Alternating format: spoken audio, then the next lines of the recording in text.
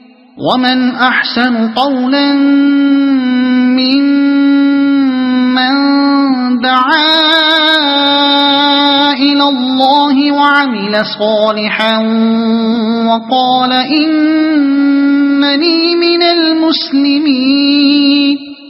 اور اس شخص کی بات سے اچھی بات اور کس کی ہوگی جس نے اللہ کی طرف بلایا اور نیک عمل کیا اور کہا کہ میں مسلمان ہوں. اہل ایمان کو تسکین دینے اور ان کی ہمت بندھانے کے بعد اب ان کو ان کے اصل کام کی طرف رغبت دلائی جا رہی ہے. گزشتہ آیت میں ان کو بتایا گیا تھا کہ اللہ کی بندگی پر ثابت قدم ہو جانا اور اس راستے کو اختیار کر لینے کے بعد پھر اس سے منحرف نہ ہونا بجائے خود وہ بنیادی نیکی ہے جو آدمی کو فرشتوں کا دوست اور جنت کا مستحق بناتی ہے. اب ان کو بتایا جا رہا ہے کہ آگے کا درجہ جس سے زیادہ بلند کوئی درجہ انسان کے لیے نہیں ہے یہ ہے کہ تم خود نیک عمل کرو اور دوسروں کو اللہ کی بندگی کی طرف بلاؤ. اور شدید مخالفت کے ماحول میں بھی جہاں اسلام کا اعلان و اظہار کرنا اپنے اوپر مصیبتوں کو دعوت دینا ہے ڈٹ کر کہو کہ میں مسلمان ہوں. اس ارشاد کی پوری اہمیت سمجھنے کے لیے اس ماحول کو نگاہ میں رکھنا ضروری ہے جس میں یہ بات فرمائی گئی تھی. اس وقت حالت یہ تھی کہ جو شخص بھی مسلمان ہونے کا اظہار کرتا تھا اسے یکایک یہ محسوس ہوتا تھا کہ گویا اس نے درندوں کے جنگل میں قدم رکھ دیا ہے جہاں ہر ایک اسے پھاڑ کھانے کو دوڑ رہا ہے. اور اس سے آگے بڑھ کر جس نے اسلام کی تبلیغ کے لیے زبان کھولی اس نے تو گویا درندوں کو پکار دیا کہ آؤ اور مجھے بھنبو ڈالو. ان حالات میں فرمایا گیا ہے کسی شخص کا اللہ کو اپنا رب مان کر سیدھی راہ اختیار کر لینا اور اس سے نہ ہٹنا بلا شبہ اپنی جگہ بڑی اور بنیادی نیکی ہے. لیکن کمال درجے کی نیکی یہ ہے کہ آدمی اٹھ کر کہے کہ میں مسلمان ہوں اور نتائج سے بے پرواہ ہو کر اللہ کی بندگی کی طرف خلق خدا کو دعوت دے اور اس کام کو کرتے ہوئے اپنا عمل اتنا پاکیزہ رکھے کہ کسی کو اسلام اور اس کے علمبرداروں پر حرف رکھنے کی گنجائش نہ ملے. ولا تستوي الحسنة ولا السيئة ادفع بالتي هي أحسن فإذا الذي بينك وبينه عداوة كأنه ولي حميم. اور اے نبی نیکی اور بدی یکساں نہیں ہیں. تم بدی کو اس نیکی سے دفع کرو جو بہترین ہو. تم دیکھو گے کہ تمہارے ساتھ جس کی عداوت پڑی ہوئی تھی وہ جگری دوست بن گیا ہے. اس ارشاد کی پوری معنویت سمجھنے کے لیے بھی وہ حالات نگاہ میں رہنے چاہیے جن میں نبی صلی اللہ علیہ وسلم کو اور آپ کے واسطے سے آپ کے پیرووں کو یہ ہدایت دی گئی تھی. صورتحال یہ تھی کہ دعوت حق کا مقابلہ انتہائی ہٹ دھرمی اور سخت جارحانہ مخالفت سے کیا جا رہا تھا جس میں اخلاق، انسانیت اور شرافت کی ساری حدیں توڑ ڈالی گئی تھیں. ہر جھوٹ حضور اور آپ کے ساتھیوں کے خلاف بولا جا رہا تھا. ہر طرح کے ہتھ کنڈے آپ کو بدنام کرنے اور آپ کی طرف سے لوگوں کو بدگمان کرنے کے لیے استعمال کیے جا رہے تھے. طرح طرح کے الزامات آپ پر چسپاں کیے جا رہے تھے اور مخالفانہ پروپیگنڈا کرنے والوں کی ایک فوج کی فوج آپ کے خلاف دلوں میں وسوسے ڈالتی پھر رہی تھی. ہر قسم کی اذیتیں آپ کو اور آپ کے ساتھیوں کو دی جا رہی تھیں جن سے تنگ آ کر مسلمانوں کی ایک اچھی خاصی تعداد ملک چھوڑ کر نکل جانے پر مجبور ہو گئی تھی. پھر آپ کی تبلیغ کو روک دینے کے لیے پروگرام یہ بنایا گیا تھا کہ ہلڑ مچانے والوں کا ایک گروہ ہر وقت آپ کی طاق میں لگا رہے اور جب آپ دعوت حق کے لیے زبان کھولیں اتنا شور برپا کر دیا جائے کہ کوئی آپ کی بات نہ سن سکے. یہ ایسے ہمت شکن حالات تھے جن میں بظاہر دعوت کے تمام راستے مسدود نظر آتے تھے. اس وقت مخالفتوں کے توڑنے کا یہ نسخہ حضور کو بتایا گیا. پہلی بات یہ فرمائی گئی کہ نیکی اور بدی یکساں نہیں ہیں، یعنی بظاہر تمہارے مخالفین بدی کا کیسا ہی خوفناک طوفان اٹھا لائے ہوں جس کے مقابلے میں نیکی بالکل عاجز اور بے بس محسوس ہوتی ہو، لیکن بدی بجائے خود اپنے اندر وہ کمزوری رکھتی ہے جو آخر کار اس کا بھٹا بٹھا دیتی ہے. کیونکہ انسان جب تک انسان ہے اس کی فطرت بدی سے نفرت کیے بغیر نہیں رہ سکتی. بدی کے ساتھی ہی نہیں خود اس کے علمبردار تک اپنے دلوں میں یہ جانتے ہیں کہ وہ جھوٹے ہیں، ظالم ہیں اور اپنی اغراض کے لیے ہٹ دھرمی کر رہے ہیں۔ یہ چیز دوسروں کے دلوں میں ان کا وقار پیدا کرنا تو درکنار، انہیں خود اپنی نظروں سے گرا دیتی ہے، اور ان کے اپنے دلوں میں ایک چور بیٹھ جاتا ہے جو ہر مخالفانہ اقدام کے وقت ان کے عزم و ہمت پر اندر سے چھاپا مارتا رہتا ہے۔ اس بدی کے مقابلے میں اگر وہی نیکی جو بالکل عاجز و بے بس نظر آتی ہے مسلسل کام کرتی چلی جائے تو آخر کار وہ غالب آ کر رہتی ہے، کیونکہ اول تو نیکی میں بجائے خود ہی ایک طاقت ہے جو دلوں کو مسخر کرتی ہے، اور آدمی خواہ کتنا ہی بگڑا ہوا ہو اپنے دل میں اس کی قدر محسوس کیے بغیر نہیں رہ سکتا۔ پھر جب نیکی اور بدی آمنے سامنے مصروف پیکار ہوں اور کھل کر دونوں کے جوہر پوری طرح نمایاں ہو جائیں، ایسی حالت میں تو ایک مدت کی کشمکش کے بعد کم ہی لوگ ایسے باقی رہ سکتے ہیں جو بدی سے متنفر اور نیکی کے گرویدہ نہ ہو جائیں۔ دوسری بات یہ فرمائی گئی کہ بدی کا مقابلہ محض نیکی سے نہیں بلکہ اس نیکی سے کرو جو بہت اعلیٰ درجے کی ہو، یعنی کوئی شخص تمہارے ساتھ برائی کرے اور تم اس کو معاف کر دو تو یہ محض نیکی ہے۔ اعلیٰ درجے کی نیکی یہ ہے کہ جو تم سے برا سلوک کرے تم موقع آنے پر اس کے ساتھ احسان کرو۔ اس کا نتیجہ یہ بتایا گیا ہے کہ بدترین دشمن بھی آخر کار جگری دوست بن جائے گا، اس لیے کہ یہی انسانی فطرت ہے۔ گالی کے جواب میں آپ خاموش رہ جائیں تو بے شک یہ ایک نیکی ہوگی، مگر گالی دینے والے کی زبان بند نہ کر سکے گی۔ لیکن اگر آپ گالی کے جواب میں دعائے خیر کریں تو بڑے سے بڑا بے حیا مخالف بھی شرمندہ ہو کر رہ جائے گا، اور پھر مشکل ہی سے کبھی اس کی زبان آپ کے خلاف بد کلامی کے لیے کھل سکے گی۔ کوئی شخص آپ کو نقصان پہنچانے کا کوئی موقع ہاتھ سے نہ دیتا ہو اور آپ اس کی زیادتیاں برداشت کرتے چلے جائیں تو ہو سکتا ہے کہ وہ اپنی شرارتوں پر اور زیادہ دلیر ہو جائے، لیکن اگر کسی موقع پر اسے نقصان پہنچ رہا ہو اور آپ اسے بچا لیں تو وہ آپ کے قدموں میں آ رہے گا، کیونکہ کوئی شرارت مشکل ہی سے اس نیکی کے مقابلے میں کھڑی رہ سکتی ہے۔ تاہم اس قاعدہ کلیہ کو اس معنی میں لینا درست نہیں ہے کہ اس اعلیٰ درجے کی نیکی سے لازماً ہر دشمن جگری دوست ہی بن جائے گا۔ دنیا میں ایسے خبیث النفس لوگ بھی ہوتے ہیں کہ آپ ان کی زیادتیوں سے درگزر کرنے اور ان کی برائی کا جواب احسان اور بھلائی سے دینے میں خواہ کتنا ہی کمال کر دکھائیں، ان کے نیش اقرب کا زہریلا پن ذرہ برابر بھی کم نہیں ہوتا۔ لیکن اس طرح کے شر مجسم انسان قریب قریب اتنے ہی کم پائے جاتے ہیں جتنے خیر مجسم انسان کمیاب ہیں۔ وما يلقاها إلا الذين صبروا وما يلقاها إلا ذو حظ عظيم۔ یہ صفت نصیب نہیں ہوتی مگر ان لوگوں کو جو صبر کرتے ہیں، اور یہ مقام حاصل نہیں ہوتا مگر ان لوگوں کو جو بڑے نصیبے والے ہیں، جو صبر کرتے ہیں۔ یعنی یہ نسخہ ہے تو بڑا کارگر، مگر اسے استعمال کرنا کوئی ہنسی کھیل نہیں ہے، اس کے لیے بڑا دل گردہ چاہیے، اس کے لیے بڑا عزم، بڑا حوصلہ، بڑی قوت برداشت اور اپنے نفس پر بہت بڑا قابو درکار ہے۔ وقتی طور پر ایک آدمی کسی بدی کے مقابلے میں بڑی نیکی برت سکتا ہے، یہ کوئی غیر معمولی بات نہیں ہے، لیکن جہاں کسی شخص کو سالہ سال تک ان باطل پرست اشرار کے مقابلے میں حق کی خاطر لڑنا پڑے جو اخلاق کی کسی حد کو پھان جانے میں تامل نہ کرتے ہوں اور پھر طاقت اور اختیارات کے نشے میں بھی بدمست ہو رہے ہوں، وہاں بدی کا مقابلہ نیکی اور وہ بھی اعلیٰ درجے کی نیکی سے کرتے چلے جانا اور کبھی ایک مرتبہ بھی ضبط کی باغیں ہاتھ سے نہ چھوڑنا کسی معمولی آدمی کے بس کا کام نہیں ہے۔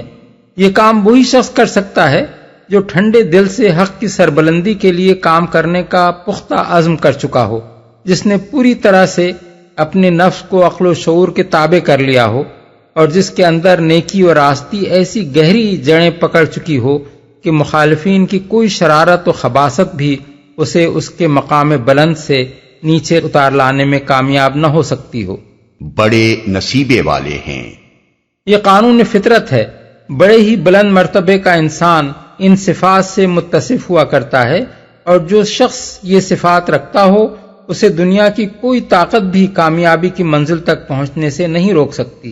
یہ کسی طرح ممکن ہی نہیں ہے کہ گھٹیا درجے کے لوگ اپنی کمینہ چالوں، ذلیل ہتھ کنڈوں اور رقیق حرکتوں سے اس کو شکست دے دیں۔ وَإِمَّا يَنزَغَنَّكَ مِنَ الشَّيْطَانِ نَزْغٌ فَاسْتَعِذْ بِاللَّهِ إِنَّهُ هُوَ السَّمِيعُ الْعَلِيمُ۔ اور اگر تم شیطان کی طرف سے کوئی اکساہٹ محسوس کرو تو اللہ کی پناہ مانگ لو، وہ سب کچھ سنتا اور جانتا ہے۔ اللہ کی پناہ مانگ لو۔ شیطان کو سخت تشویش لاحق ہوتی ہے جب وہ یہ دیکھتا ہے کہ حق و باطل کی جنگ میں کمینگی کا مقابلہ شرافت کے ساتھ اور بدی کا مقابلہ نیکی کے ساتھ کیا جا رہا ہے۔ وہ چاہتا ہے کہ کسی طرح ایک ہی مرتبہ صحیح حق کے لیے لڑنے والوں اور خصوصاً ان کے سربرآوردہ لوگوں اور سب سے بڑھ کر ان کے رہنما سے کوئی ایسی غلطی کرا دے جس کی بنا پر عامت الناس سے یہ کہا جا سکے کہ دیکھیے صاحب، برائی یک طرفہ نہیں ہے، ایک طرف سے اگر گھٹیا حرکتیں کی جا رہی ہیں تو دوسری طرف کے لوگ بھی کچھ بہت اونچے درجے کے انسان نہیں ہیں، فلاں رقیق حرکت تو آخر انہوں نے بھی کی ہے۔ عامت الناس میں یہ صلاحیت نہیں ہوتی کہ وہ ٹھیک انصاف کے ساتھ ایک طرف کی زیادتیوں اور دوسری طرف کی جوابی کارروائی کے درمیان موازنہ کر سکیں۔ وہ جب تک یہ دیکھتے رہتے ہیں کہ مخالفین ہر طرح کی ذلیل حرکتیں کر رہے ہیں مگر یہ لوگ شائستگی و شرافت اور نیکی و راست بازی کے راستے سے ذرا نہیں ہٹتے، اس وقت تک وہ ان کا گہرا اثر قبول کرتے رہتے ہیں۔ لیکن اگر کہیں ان کی طرف سے کوئی بیجا حرکت یا ان کے مرتبے سے گری ہوئی حرکت سرزد ہو جائے، خواہ وہ کسی بڑی زیادتی کے جواب ہی میں کیوں نہ ہو، تو ان کی نگاہ میں دونوں برابر ہو جاتے ہیں، اور مخالفین کو بھی ایک سخت بات کا جواب 1000 گالیوں سے دینے کا بہانہ مل جاتا ہے۔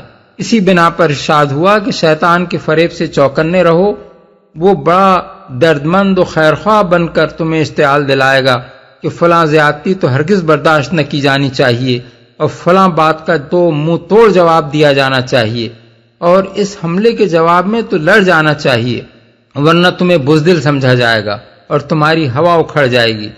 ایسے ہر موقع پر جب تمہیں اپنے اندر اس طرح کا کوئی نامناسب اشتعال محسوس ہو تو خبردار ہو جاؤ کہ یہ شیطان کی اکساہٹ ہے جو غصہ دلا کر تم سے کوئی غلطی کرانا چاہتا ہے، اور خبردار ہو جانے کے بعد اس ظام میں نہ مبتلا ہو جاؤ کہ میں اپنے مزاج پر بڑا قابو رکھتا ہوں، شیطان مجھ سے کوئی غلطی نہیں کرا سکتا۔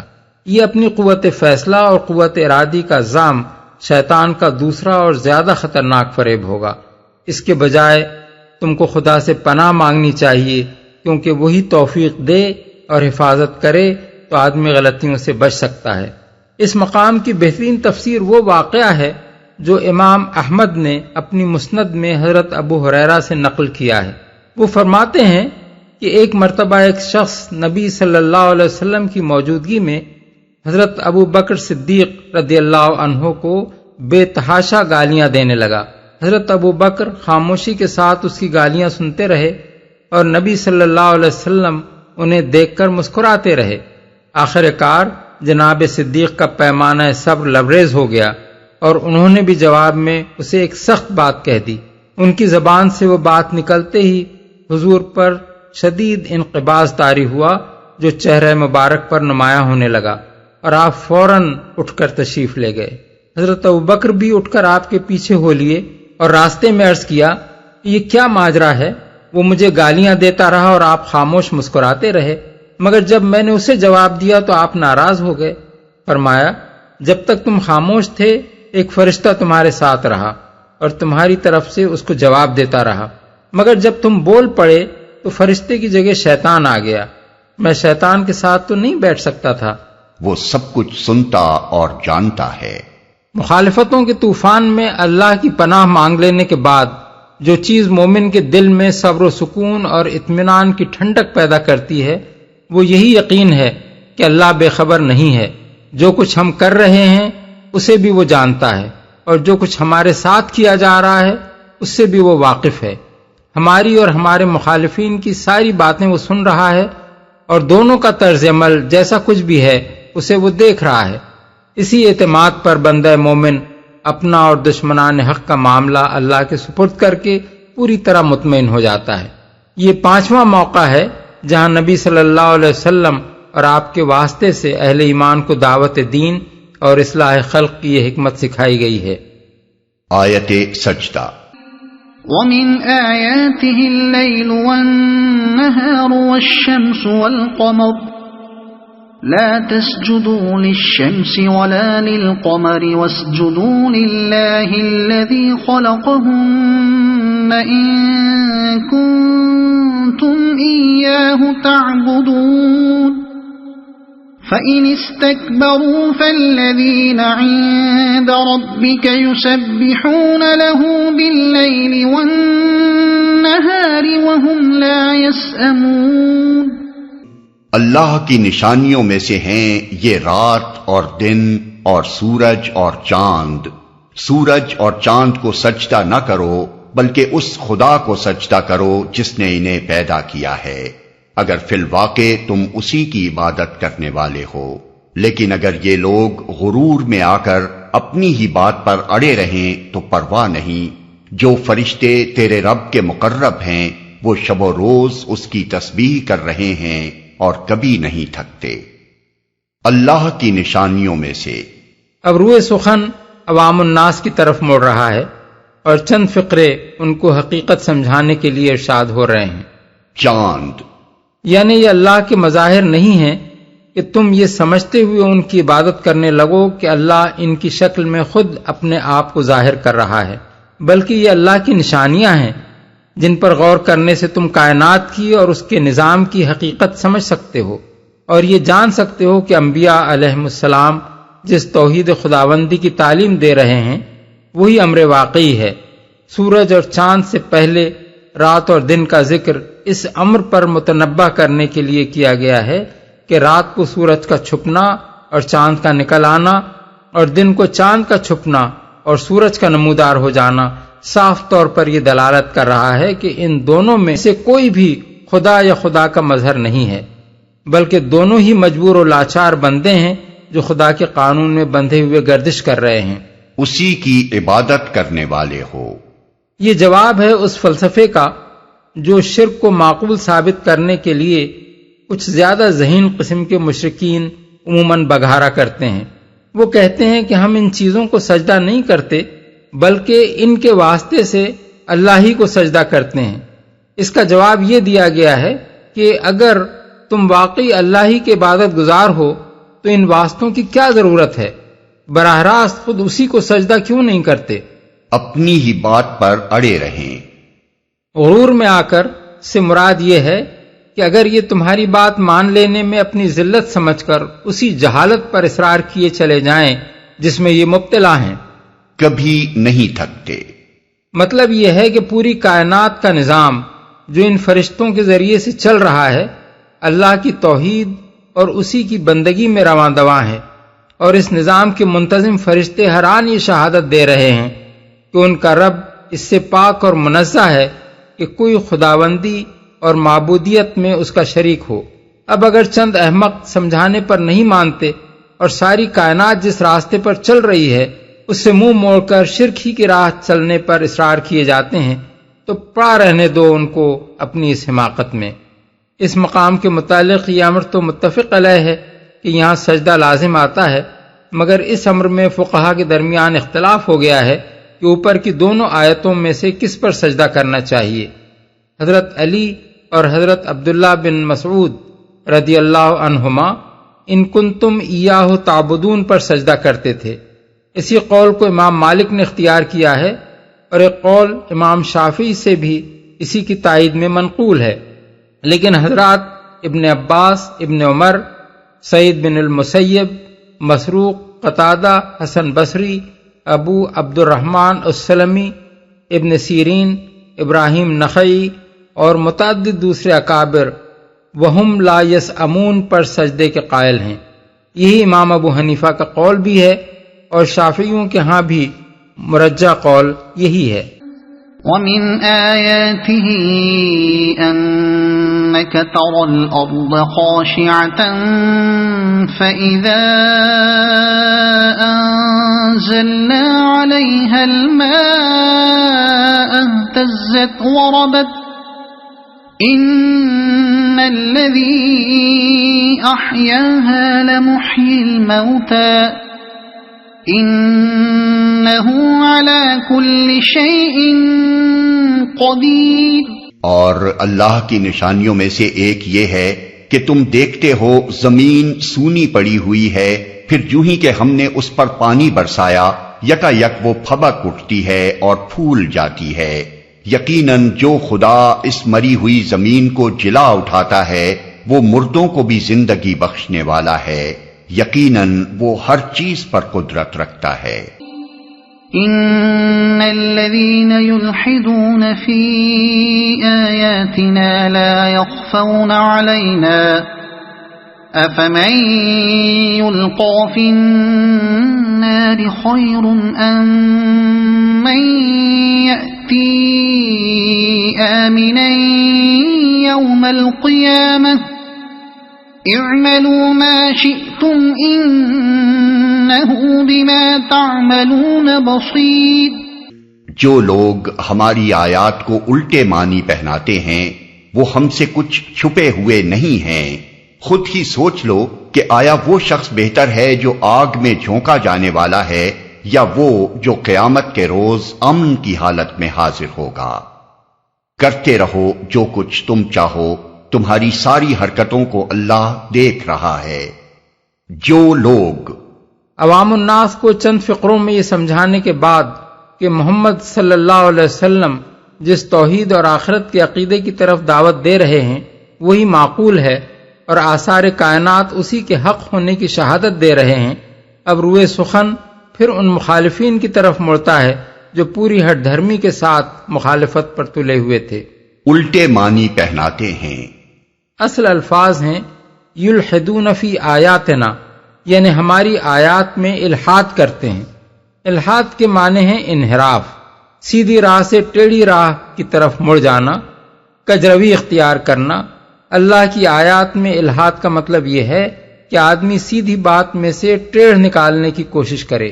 آیات الہی کا ایک صحیح اور صاف مطلب تو نہ لے، باقی ہر طرح کے غلط معنی ان کو پہنا کر خود بھی گمراہ ہو اور دوسروں کو بھی گمراہ کرتا رہے. کفار مکہ قرآن مجید کی دعوت کو زک دینے کے لیے جو چالیں چل رہے تھے ان میں سے ایک یہ بھی تھی کہ قرآن کی آیات کو سن کر جاتے اور پھر کسی آیت کو سیاق و سباق سے کاٹ کر، کسی آیت میں لفظی تحریف کر کے، کسی فقرے یا لفظ کو غلط معنی پہنا کر طرح طرح کے اعتراضات جڑتے اور لوگوں کو بہکاتے پھرتے تھے کہ لو سنو آج ان نبی صاحب نے کیا کہہ دیا ہے. چھپے ہوئے نہیں ہیں. ان الفاظ میں ایک سخت دھمکی مضمر ہے. حاکم ذی اقتدار کا یہ کہنا کہ فلاں شخص جو حرکتیں کر رہا ہے وہ مجھ سے چھپی ہوئی نہیں ہے، آپ سے آپ یہ معنی اپنے اندر رکھتا ہے کہ وہ بچ کر نہیں جا سکتا. ان الذين كفروا بالذكر لما جاءهم وإنه لكتاب عزيز لا يأتيه الباطل من بين يديه ولا من خلفه تنزيل من حكيم حميد. یہ وہ لوگ ہیں جن کے سامنے کلام نصیحت آیا تو انہوں نے اسے ماننے سے انکار کر دیا، مگر حقیقت یہ ہے کہ یہ ایک زبردست کتاب ہے، باطل نہ سامنے سے اس پر آ سکتا ہے نہ پیچھے سے. یہ ایک حکیم و حمید کی نازل کردہ چیز ہے، زبردست کتاب ہے. یعنی اٹل ہے، اس کو ان چالوں سے شکست نہیں دی جا سکتی جو باطل پرست لوگ اس کے خلاف چل رہے ہیں. اس میں صداقت کا زور ہے، علم حق کا زور ہے، دلیل و حجت کا زور ہے، زبان اور بیان کا زور ہے، بھیجنے والے خدا کی خدائی کا زور ہے اور پیش کرنے والے رسول کی شخصیت کا زور ہے. جھوٹ اور کھوکھلے پروپیگنڈے کے ہتھیاروں سے کوئی اسے زک دینا چاہے تو کیسے دے سکتا ہے؟ باطل نہ سامنے سے اس پر آ سکتا ہے نہ پیچھے سے. سامنے سے نہ آ سکنے کا مطلب یہ ہے کہ قرآن پر براہ راست حملہ کر کے اگر کوئی شخص اس کی کسی بات کو غلط اور کسی تعلیم کو باطل و فاسد ثابت کرنا چاہے تو اس میں کامیاب نہیں ہو سکتا۔ پیچھے سے نہ آ سکنے کا مطلب یہ ہے کہ کبھی کوئی حقیقت و صداقت ایسی منکشف نہیں ہو سکتی جو قرآن کے پیش کردہ حقائق کے خلاف ہو۔ کوئی علم ایسا نہیں آ سکتا جو فی الواقع علم ہو اور قرآن کے بیان کردہ علم کی تردید کرتا ہو۔